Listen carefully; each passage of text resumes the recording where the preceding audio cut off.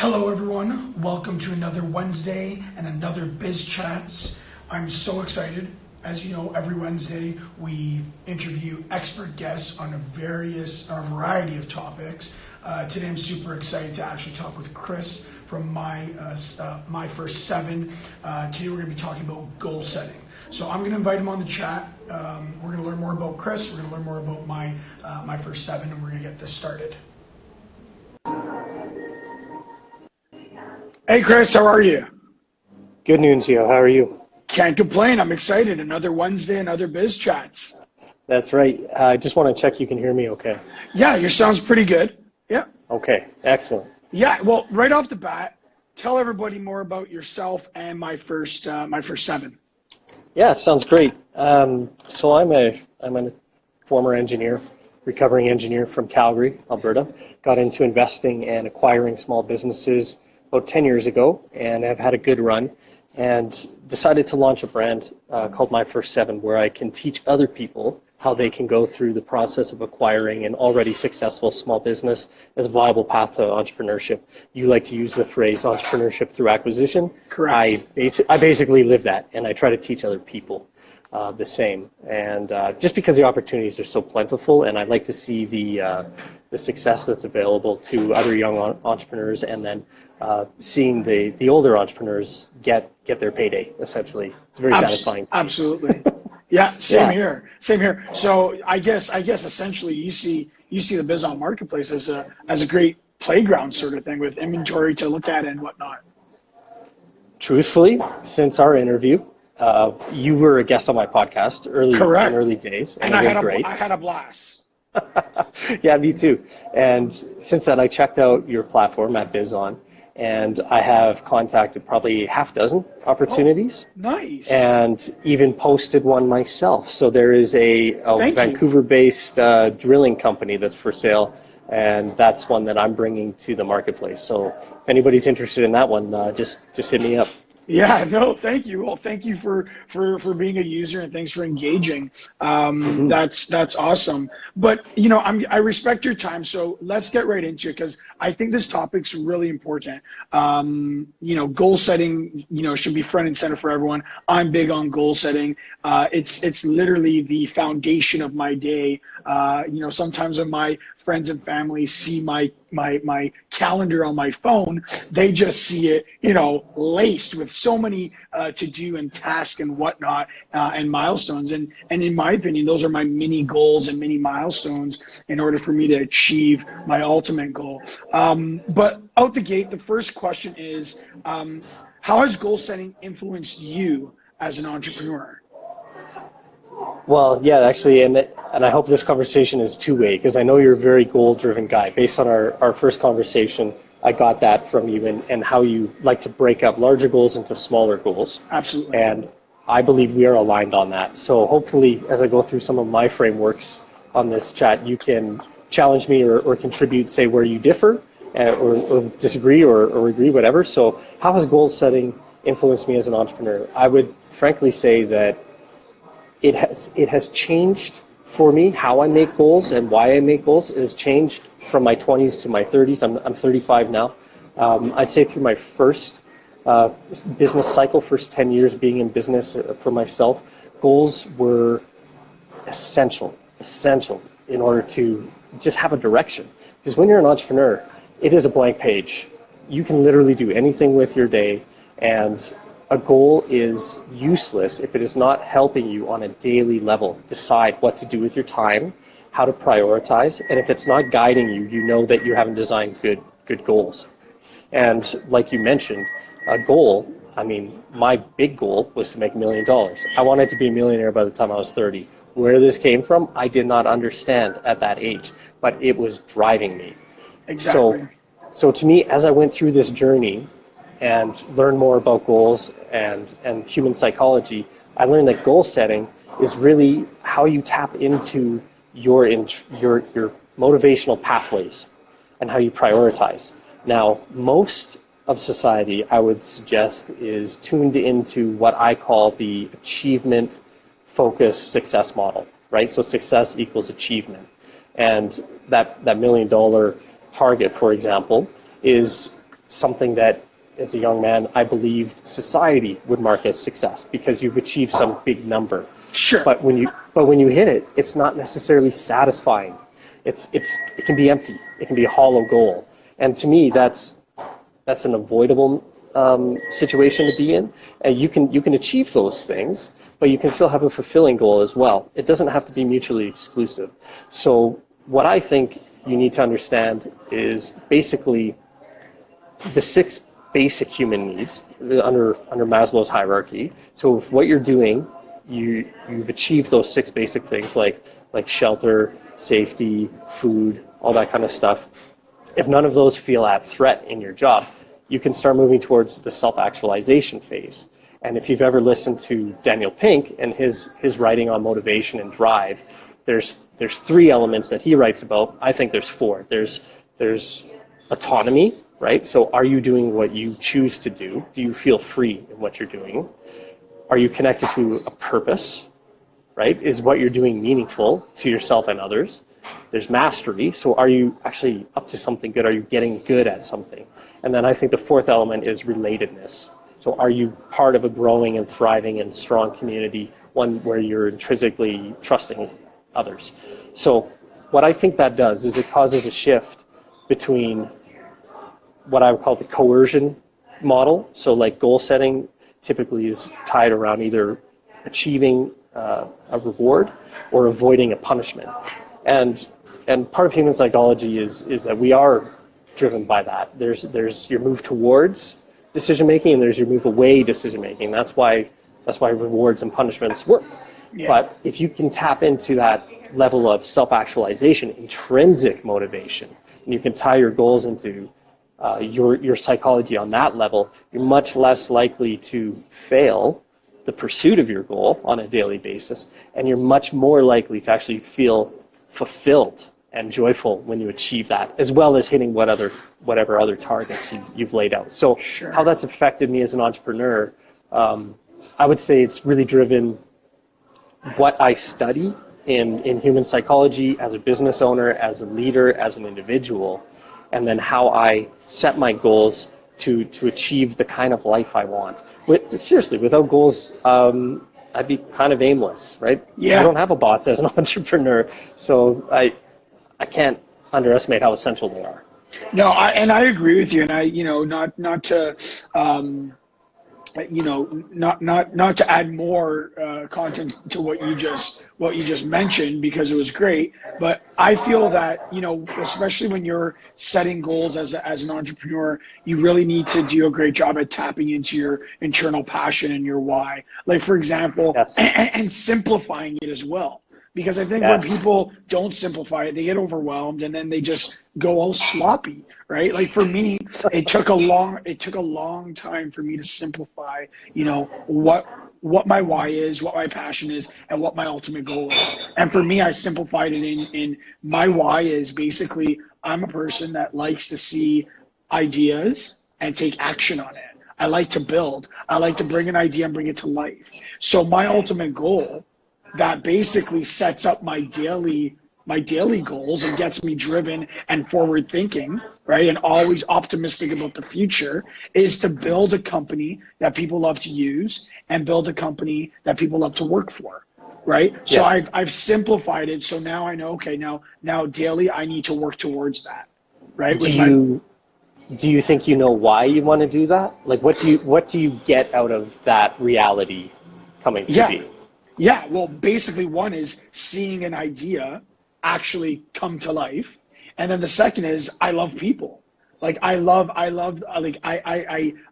to see that I've created an environment or a company where employees are excited to go to work. They're passionate. They're, tapped into the company's vision and growing it together. I love to see our users successful. Right? So I think it's a combination of I like to see people happy from the things I've created and the vision I identified and built out. It gives me an internal pleasure, right? Right. And so if that is what you're tapping into when you're setting your goals and breaking them down, when you hit the challenges and resistance, it's not going to be difficult for you to manufacture the motivation to push through whatever that challenge is. Exactly. Right? Yeah. No, I agree with you. All right. Well, and I think people really underestimate the power of the simple thing of what I heard when you were describing that was you want to be connected. You want to feel connected to a community, one that you've built. And so people kind of underestimate things like that. They gloss over how important an element like that is in their life, especially when they're young. Yes. But as you're a business owner and a leader, you're actually, one of your key jobs is building a culture and building a team. And you have to be on this. You have to be very aware. And whether or not your employees or your team members, your consultants are working on that level, you should be making sure that they are being fed that psychic nourishment, or else you're not going to retain them. Absolutely. And it kind of brings me back to the whole scenario why a lot of people say, you know, small businesses, or more specifically, a lot of entrepreneurs fail early on. And I think it's because, an example, say money. Most entrepreneurs, say, you know, their goal is to buy a yacht, to buy a Bentley, to become a billionaire, to become the next, Elon Musk or Mark Zuckerberg, right? And then so that's their goal. And the moment they realize how hard it is, they give up, right? Yeah. Because those, in my opinion, are results. Right. The goal should be to add value, to create culture, to identify a pain point and create value, and love doing that, and then the results follow. Right. Yeah, I totally agree. The success is really at that intersection between realizing and experiencing our own significance as individuals, feeling like we're meaningful members of the planet, but also contributing value to others. Sure. Right. Yeah. So contributing value to others. So Absolutely. if you can tie into an intersection where you're experiencing both, it's a great day. It's a great moment. So just create little moments like that. Yeah, the yacht example is a good one. It's very easy to tie a goal to a material objective or an outcome, like a cash balance or a yacht. But maybe it's worthwhile taking a long walk and considering, what am I actually getting out of being on a yacht? Is it being somewhere warmer? Is it this sensation of freedom? Is it communing with the ocean, like nature? Sure. And so, like, understand, get to those 2 or 3 layers deeper. And if you understand the true thing that's motivating you about that yacht, you may be able to find 5 other ways as well as the yacht that might help you achieve that outcome. And so it gives you a wider variety of options. It might shrink the time scale that you have to put into achieving that goal. Let's say you just want to acquire the skill of sailing instead of owning a yacht. Maybe you can rent a yacht. Maybe you can go, and then you can check that off your list and then feel satisfied and move on to the next thing. Because one of the things you said was about simplification. I think I agree. One of the frameworks I use to make a goal simple is to break it up into as small, actionable bits as possible. Right, and I use the SMARTer framework for that. I'm sure some people have heard of the SMART objectives. Yes. That's so specific. That's basically answering the 6 W's: who, what, where, when, why, all that kind of thing. Measurable. So is there some kind of quantifiable element of the goal, like I have to make a certain number of phone calls per week, etc. Achievable. Okay, that's being realistic with the resources you have. Realistic. Again, that's kind of like taking stock of what you've got available and what you can achieve. Time bound is key, so putting a time limit on it. I like to put time frames of a quarter on my goals, at least. Give yourself some runway, but if it's not working, you've got to be reviewing and adjusting. You have to review your goals so frequently because life changes. Yeah. And then, so that's the SMART outline. The ER that I like to add to it is extending. So something that although it's realistic, it still pushes your capabilities or your organization's capabilities, and then rewarding.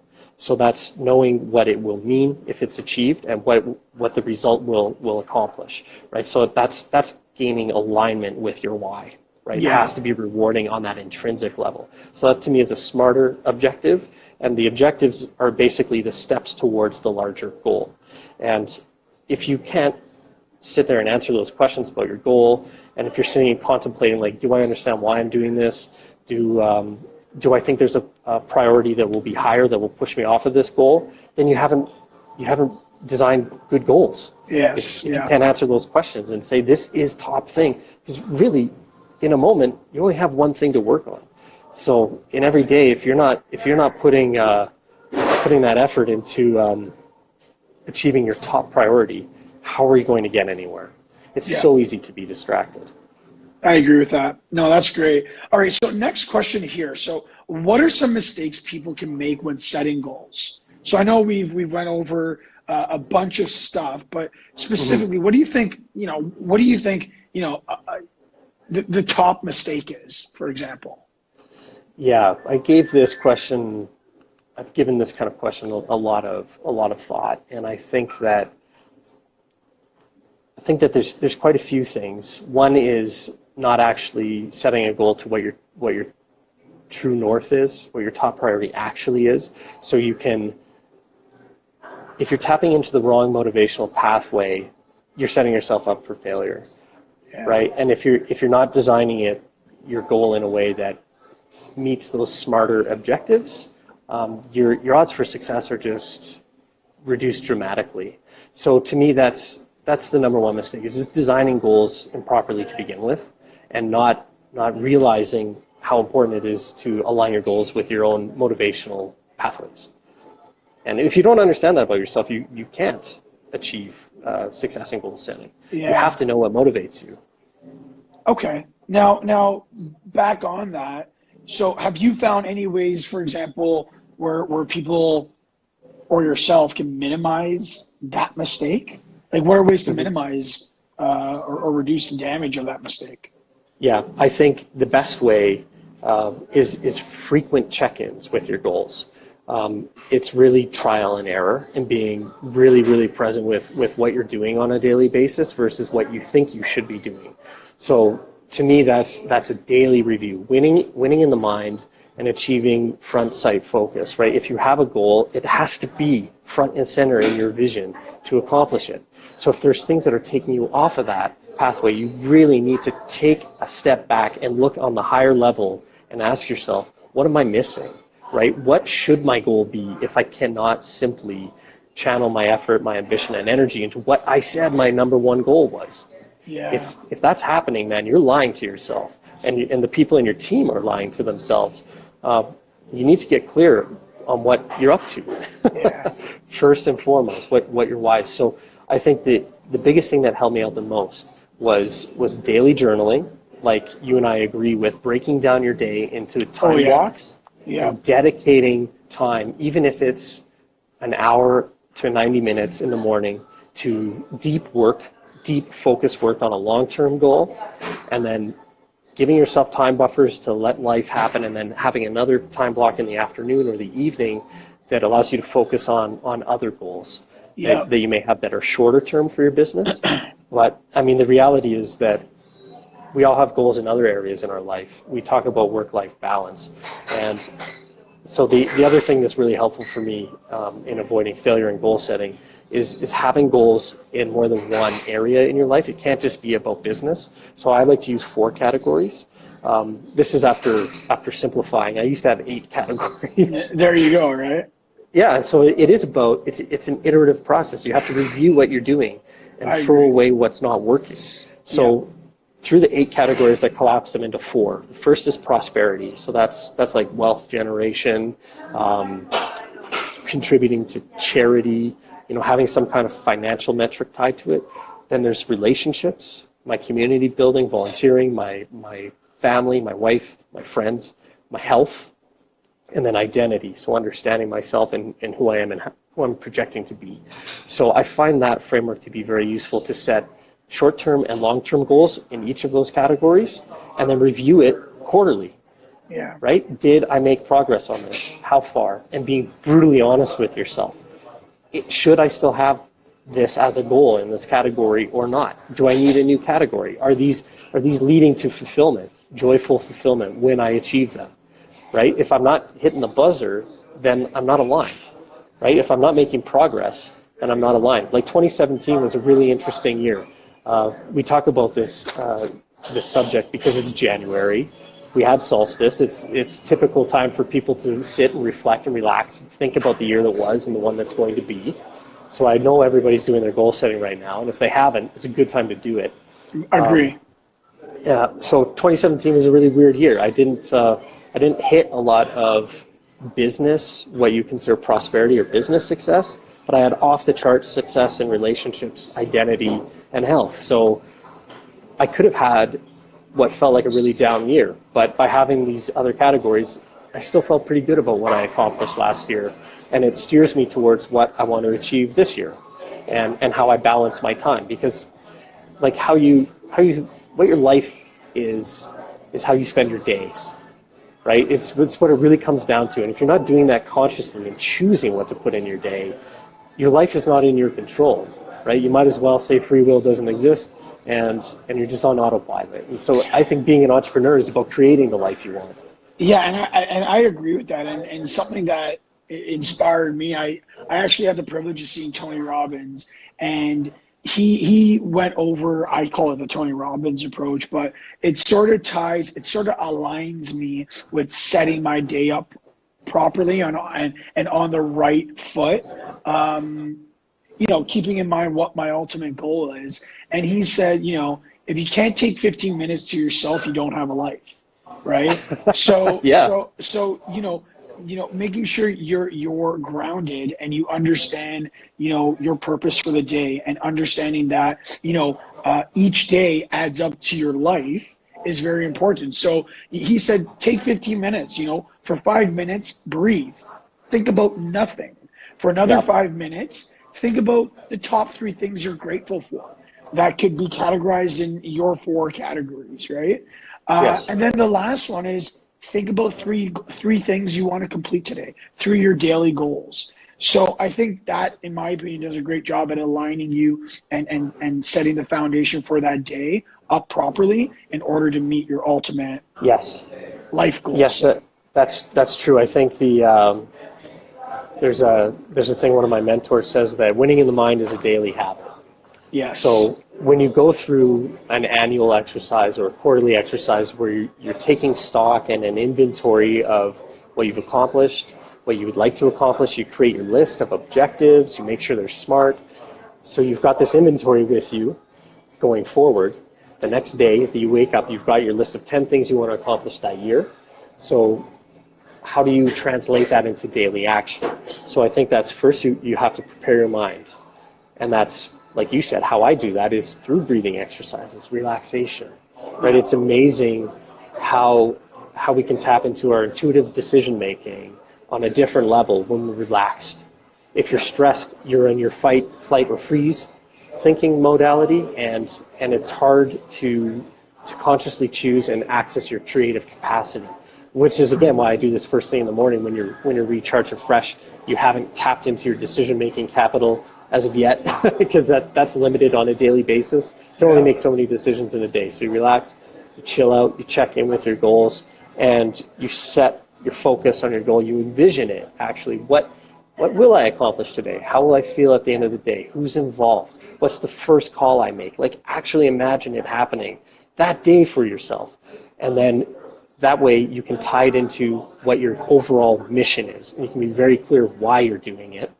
And then the last step this is how I achieve front sight focus and winning in the mind every day. The 4th step after that, after mental preparation, imagining the outcome, and then tying it into mission, is how can I simplify the landscape now, or the battlefield, right? Because there's all kinds of distractions. What's going to distract me? What's going to take me off the rails? Who do I need to involve? Do I really need to involve them?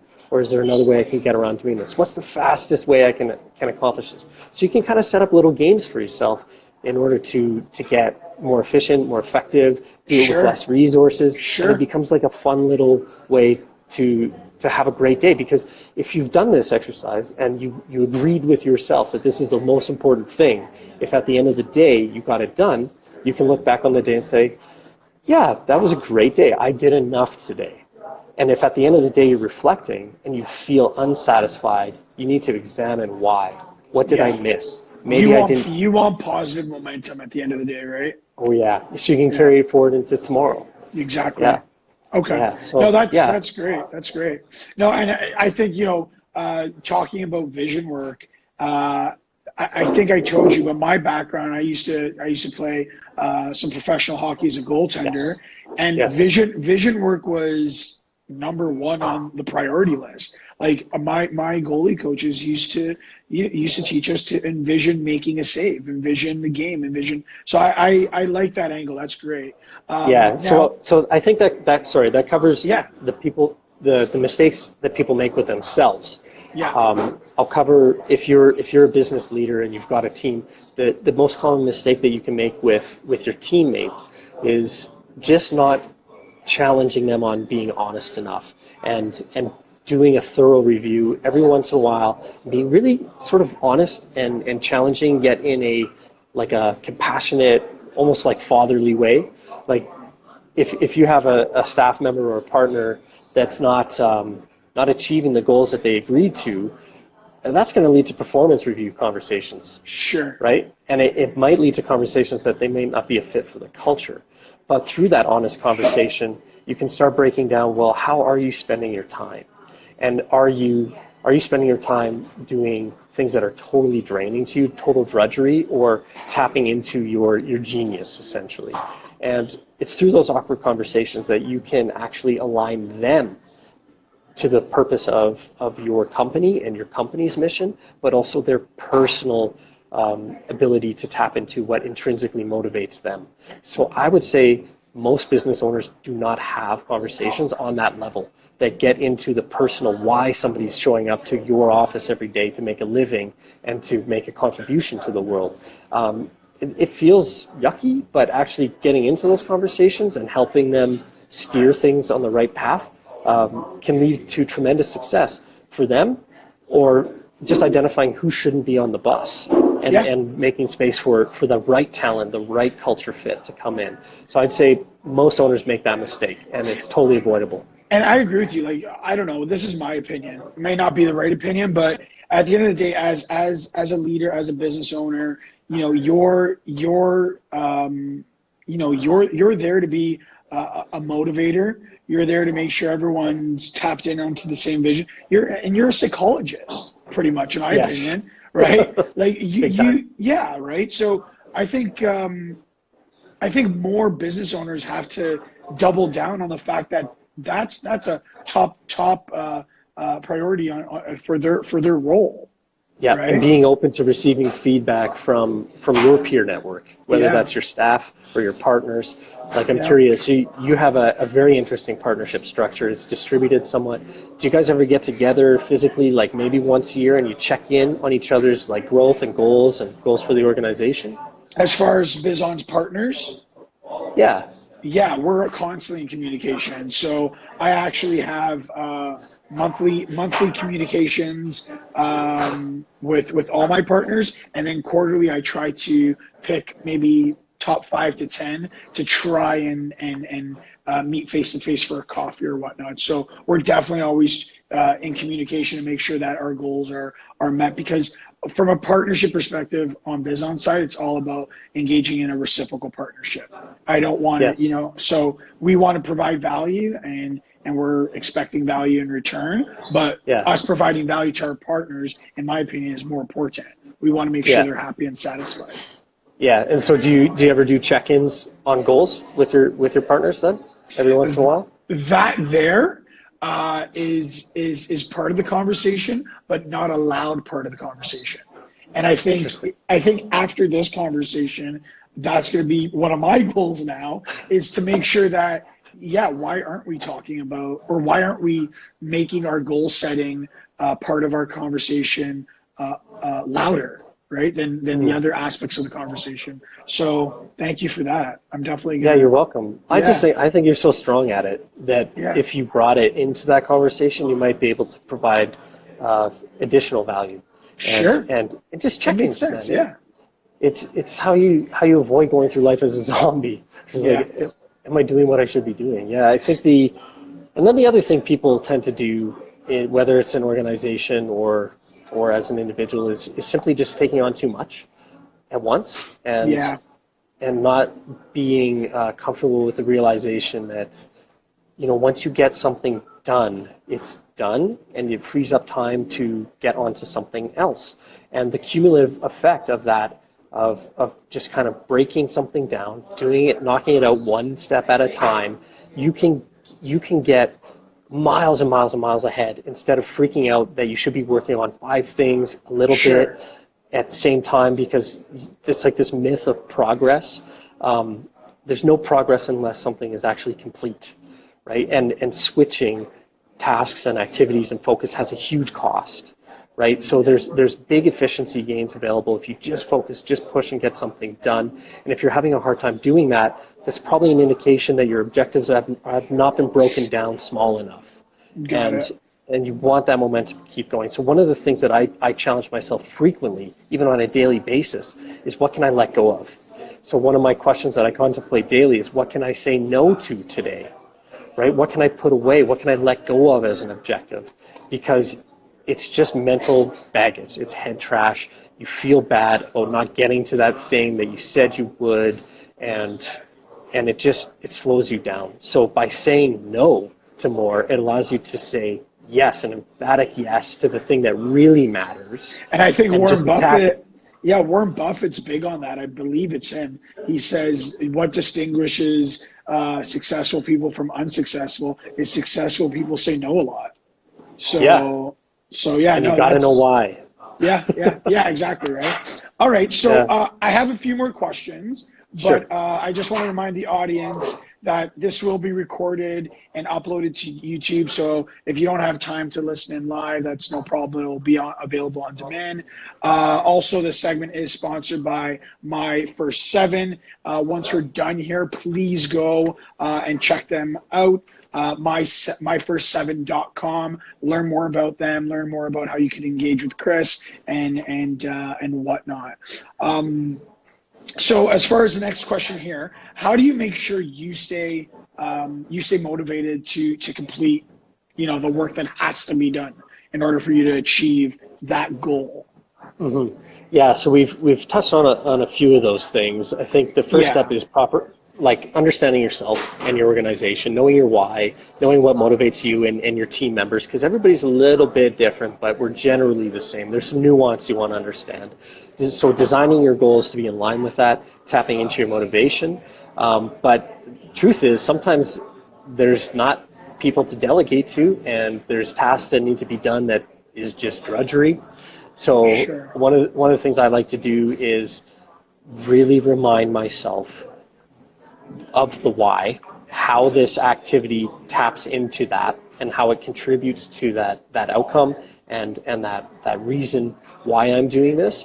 And then if it's something like, I don't know, like invoicing or something that's like administrative, I like to consider, okay, if I must do this, how can I upgrade the activity? Even if it's something simple like going to somewhere that's beautiful surroundings and putting on some music, letting you upgrade the activity, right? So I like to either upgrade activities or eject activities, like drop it. Does this actually need to be done? Can I find someone else that's better than me at this, or does this as a living and pay them to do it, right? Yeah. That's where having some money and resources gives you time to focus on the things that you can actually live in your genius around and not have to worry about tapping into that moving towards or moving away, like primal layer of motivation.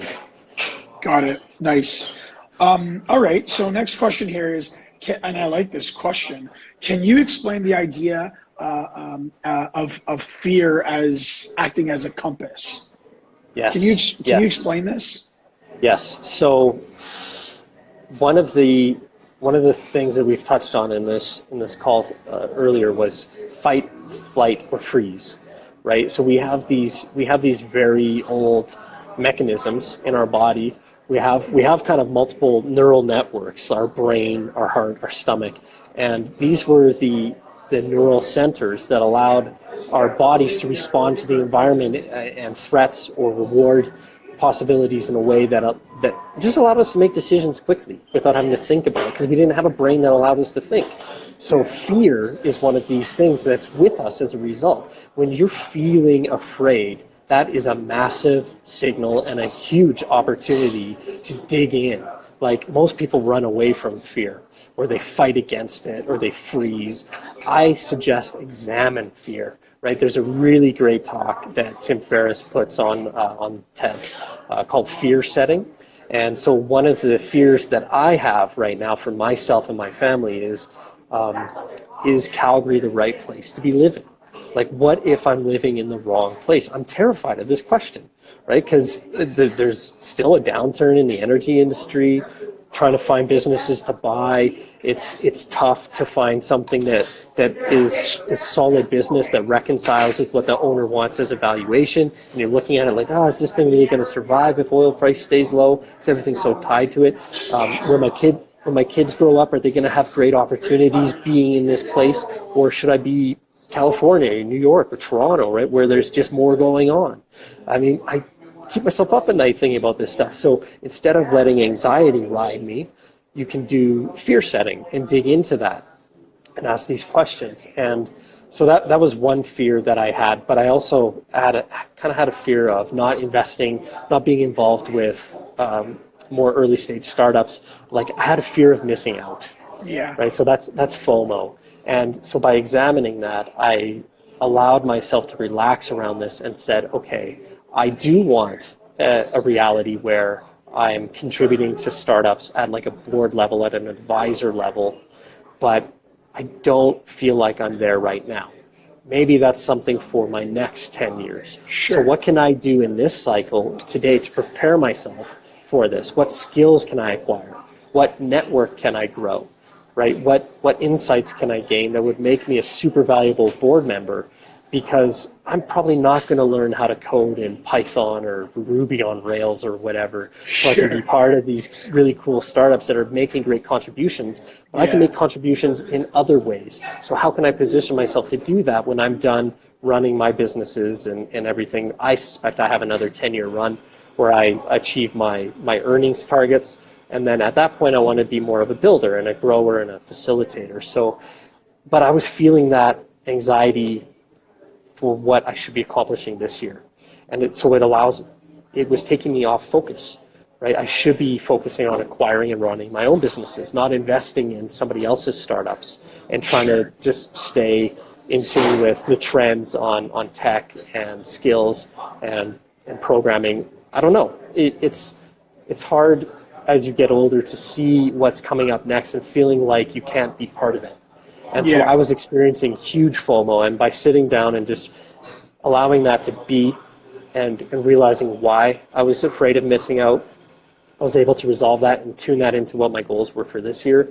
And I like to flip FOMO into phobie. Phobie is fear of being involved. So that's how I tap into my ability to say no. Because if it's like, okay, well, if I invest in, 3 startups this year, how many of them are just going to be zombies where they're not going to return anything and I'm not really learning anything? It's like, what is the cost of actually saying yes? Sure.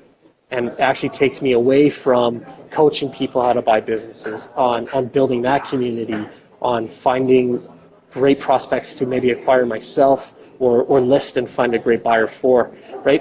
So those things are more important to me than being on a board of some big, huge software unicorn at this time. Sure. But that could be in the future for me. So I'll mix in skill acquisition as a kind of a domino effect or an amplifier. So if I acquire a certain skill, I'll be able to tap into that reality for myself down the road. And that's kind of how I reconcile that. So fear is a compass. It's usually an indication that you're missing something, that you need to examine. Double down on that. Look into it more. Yes. Yeah. It's a guiding point. Instead of running away from it, look in, look deeper. And there's a number of tools to do that. And so many people run away from it. No, you're absolutely right. I love that. I love that. All right. Well, to end it off, I have to ask you, what are your goals for 2018? Perfect. Good question. So I think going back to the prosperity, the 4 categories, prosperity, I would like to broker and close a deal. right? So I'd like to actually sell a company as a broker this year, and close our acquisition, our first acquisition as Agincourt. So that's my buying vehicle. So that's prosperity. Relationships, I want to grow my first 7 community. So I've got some objectives, measurable objectives around my mailing list, but also around the coaching cohort. So I'd like to have at least 24 individuals by the end of the year who are actively seeking purchases or running businesses, and we're helping each other out. Health-wise, I've got some interesting objectives. I want to do DNA sequencing and come up with a list of biomarkers that I ought to be tracking just based on risk factors, so I can stay on top of my health as I age.